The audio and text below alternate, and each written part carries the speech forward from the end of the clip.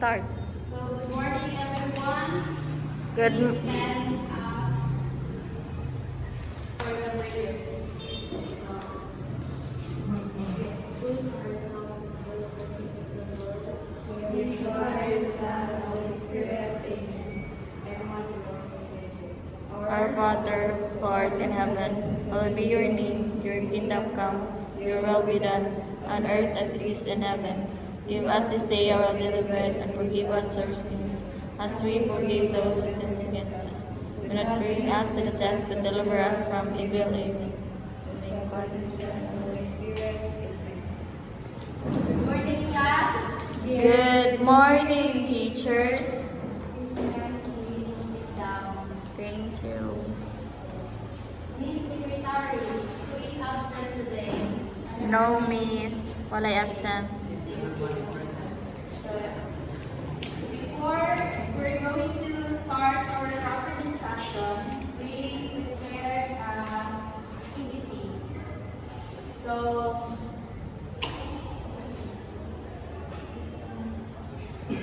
I will pick we will give this jumbled letters, and then you'll just need to arrange it, and then you can bring it here in front.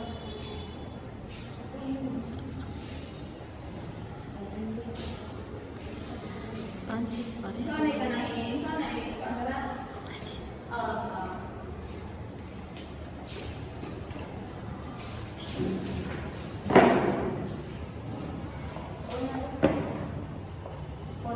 Okay, first what word is that?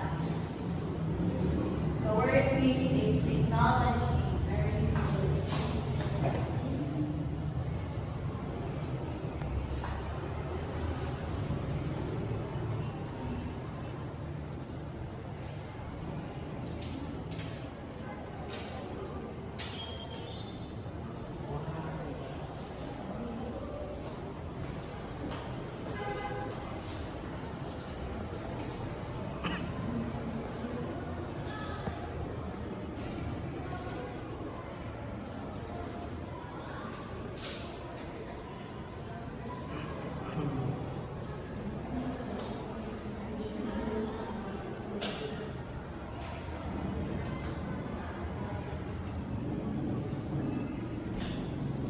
Very good.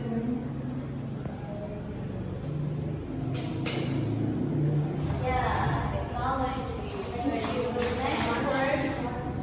Next word is blended learning.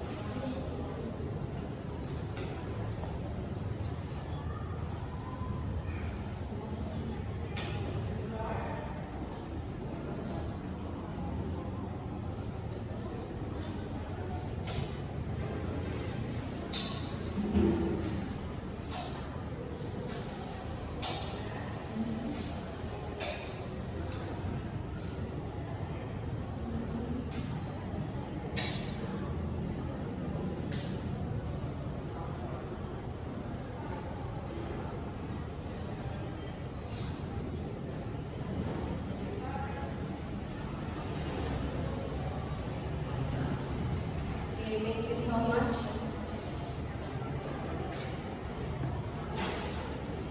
So now that we are done with our small activity, I have here some questions na kuwan ka about sa mo ang activity. So, can you give us some examples of educational tools that can be used to enhance learning na magamit nato sa dire sa atong pag-eskwela or sa school kung sa mga technology tools? Yes, programs. Okay, very good. Google Classroom. Zoom. Okay, thank you. That's also. Any idea nga inyong makuha kung sa atong topic nga i-cover this morning? Murag, the role of technology, miss. Okay, so very good. Our topic is Yeah. about the role of technology in delivering curriculum. Nakuha lang nag-delivery na.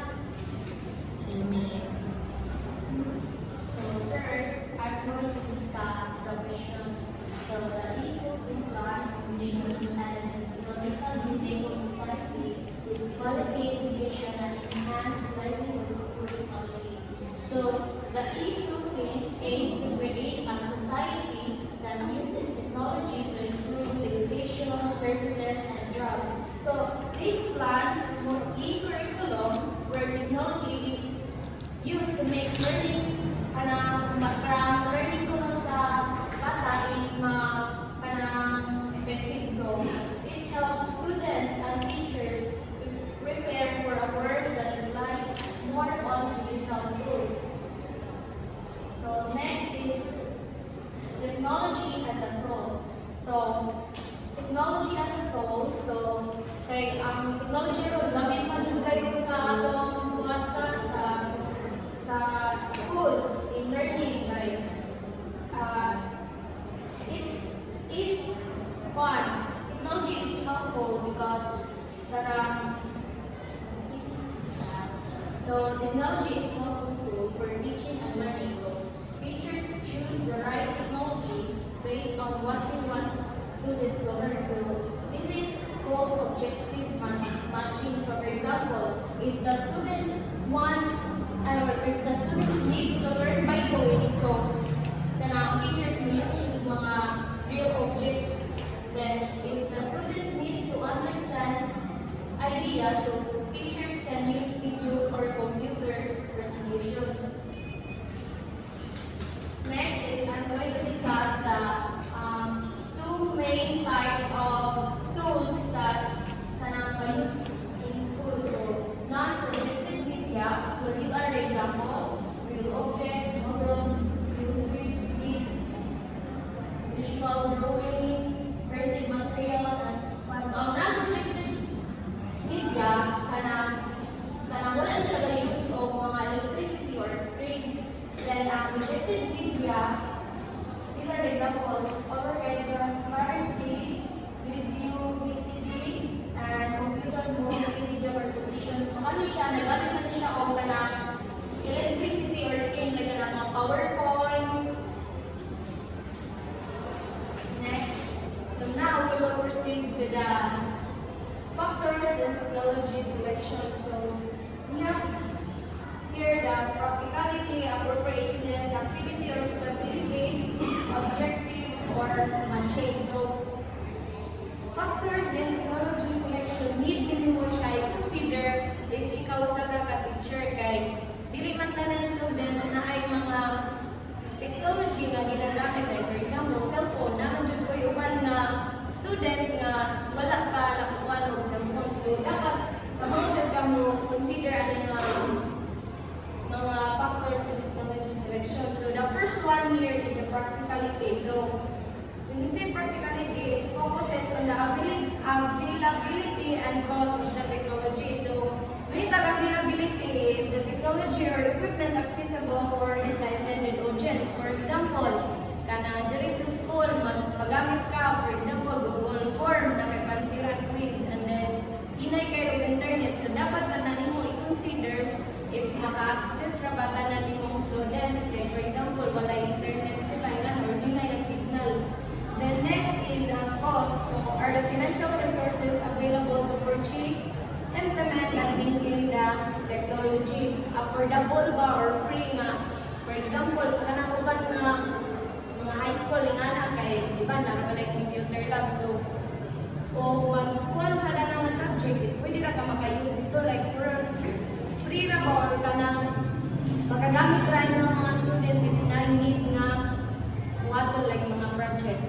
The next is appropriateness. So this refers to how well the technology suits the learner's needs and abilities. So is the technology user-friendly and understandable for the target audience? For example, example, kanang mga younger nga mga, for example, aritos mga elementary or mga bago pa ni high school, grade 7, grade 8. So, ang uban na is wala pa dyan, like, wala pa kayo idea sa uban na technology sa ang pag-use nga. So, dapat, if magpagwan din kag mga technology nga, ipagwan nyo sa mga student nimo, dapat kang mga user-friendly o kanang understandable nga, dali ra makatulog sa ng student kung saan pagamit ana.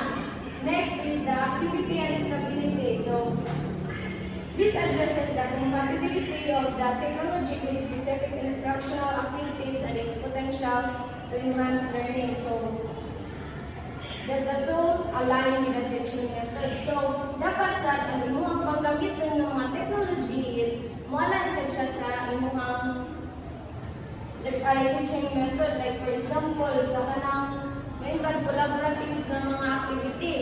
So, ang ilang mga imuhi pa use analyze. For example, Google Meet. Okay, dito na sila mag-meeting if kung sa ilang nilikuan sa ilang project. So, dapat kanang ma-align sa siya sa imuhang teaching method ang imuhang mga technology nga gamiton. The next is the objective matching. So this factor ensures that the selected technology aligns with the defined learning objectives. So, arta sa alignment. So, does the technology directly support what the learners need to achieve? So, for example, if the goal is to improve speaking skills, so one can speaking skills, so dapat mo na yung mga objectives. So, dapat ang imong ipabuhat ng mga activities, for example, mga video or kanang audio or video recording tools na para mas ma-enhance sila ang mga speaking skills. So, the next one.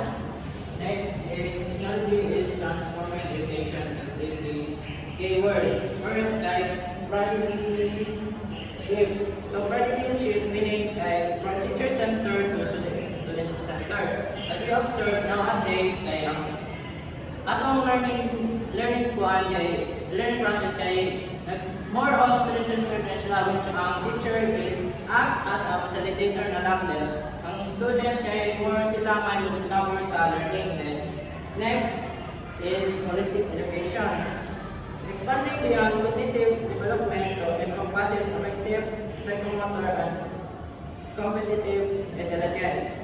Lastly, ICT integration, wherein the widespread adoption of new information and communication technologies. Last, the role of technology in delivering curriculum. So, Ms. Villanesa, please read the first sentence. Upgrading the quality of teaching and learning in schools. So, by encompassing of this technology, we tend to upgrade the quality of our learning of our students. Next, please, Ms. Raquel.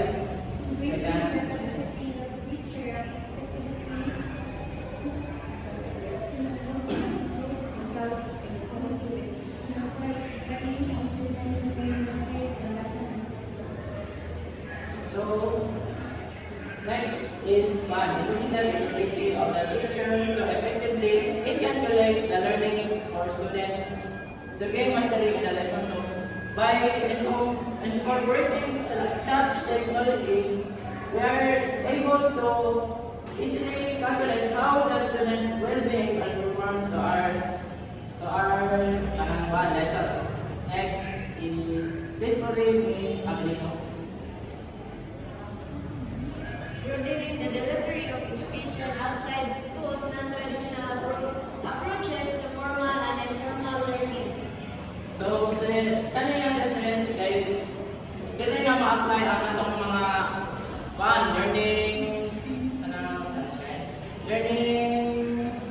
applications such as Google Classroom, Google Forms. So, pwede ra ka mag-send sa inyong lesson through sa online.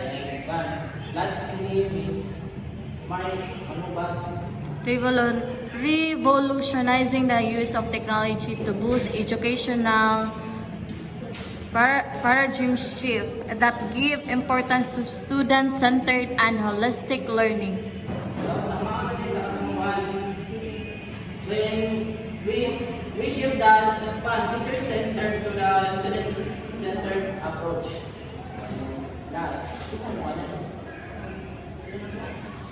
So, we have here the tools that can be used to enhance learning. So, mga ang katong i-question na kanina ng mga example na tools na ma-use sa pag-enhance sa atong learning. So, we have here Canva, Google Classroom, Quizlet, Zoom, Google Meet, and Kahoot. So, I know nga, kay Paul Matani or familiar ka kay ina-use mo sa sa karon nga atong pag-eskwela. So, now, we have here some questions na talks about sa mga topic na i-discuss natin. So the role of technology. So, ganong importante na kay bawas ang taon sa akong mag-use sa technology, like mga positive na impact sa technology sa atong pag-eskwela. So, importante siya kay kuan first and foremost kay anak kay mas ito ang result ka na kuan mas mapadali o mas kuan ko na ato ang mga pagtunos. Maisip ko na ato mga pagtunos kanang sa mga kanang paper works na bali ang edit na sayo. Thank you, Rachel. So, gamit yung kaya ang technology sa kay karon po 21st century, ang gina-use na dyan nato is technology. So, next question. So, based sa akong di-discuss ganina, what is the 4 factors to consider in technology selection? Miss Les Raquel. The first is practicality, appropriateness, activities, and ability of information. Okay, very good. So, need to nato sila nga i-consider no para mas mapadali ang atong pag-teach sa atong student at also ma-align na siya sa atong teaching method. So now, ang among application is si Sir Roman ang muhata kay siya may magkuhan. So, proceed na tayo sa assessment. So, 10 items lang yung assessment. Alam ko lang magpasa.